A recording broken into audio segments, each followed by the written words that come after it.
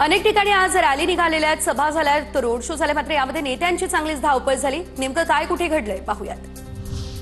मुख्यमंत्र्यांच्या नागपूरमधील road show मध्ये विजयाचं प्रतीक असलेल्या नागपूरच्या पिवळ्या मारबतची प्रतिकृती मोठ्या उत्साहामध्ये लोक पिवळी मारबत घेऊन रोड शो मध्ये झाले सहभागी। नागपूरमध्ये महायुतीची सत्ता येणार, मुख्यमंत्री फडणवीसांचा दावा, तर मुंबई पालिकेत आपलाच विजय होईल, मुख्यमंत्री फडणवीसांना विश्वास। विरोधक विकास करत नाही, फक्त बोलबच्चन करतात, फडणवीसांचा आरोप। फडणवीसांच्या रोड शोची नागपूरमध्ये झाली सांगता। संजय राऊत यांच्याकडून रवींद्र चव्हाणांचा फोटो ट्विट, लुंगी नेसून रवींद्र चव्हाण महायुतीच्या सभेत आले, राऊतांचा ट्विट करत रवींद्र चव्हाण यांना इशारा।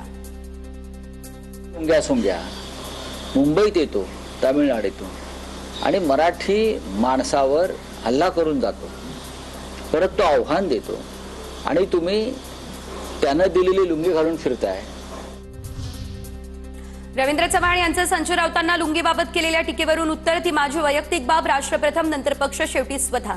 चव्हाणांचा संयमाचा सूर, विकासावर बोलण्यासारखं काही नसेल तर तीच लोक अशी वक्तव्य करतात, ही प्रतिक्रिया।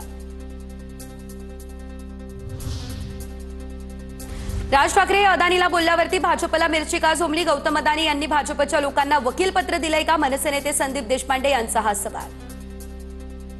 जेव्हा अदानीला बोलले तेव्हा भारतीय जनता पक्षाला मिरच्या का झोंबल्या। भारतीय जनता पक्षात बरेचसे वकील आहेत, पण त्या सगळ्यांना वकीलपत्र अदानींनी दिलंय हे मला असं वाटतं मला काल कळलं।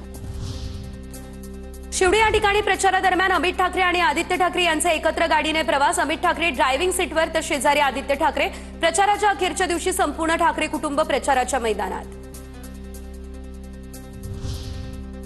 प्रचार संपला त्यानंतर शर्मिला ठाकरे यांचा टॅक्सीने प्रवास, प्रभादेवी या ठिकाणची सभा संपली, नंतर शर्मिला ठाकरे टॅक्सीने शिवतीर्थाकडे रवाना। प्रभादेवी या ठिकाणच्या सामना कार्यालयाजवळच्या सांगता सभेनंतर शर्मिला ठाकरे टॅक्सीने रवाना।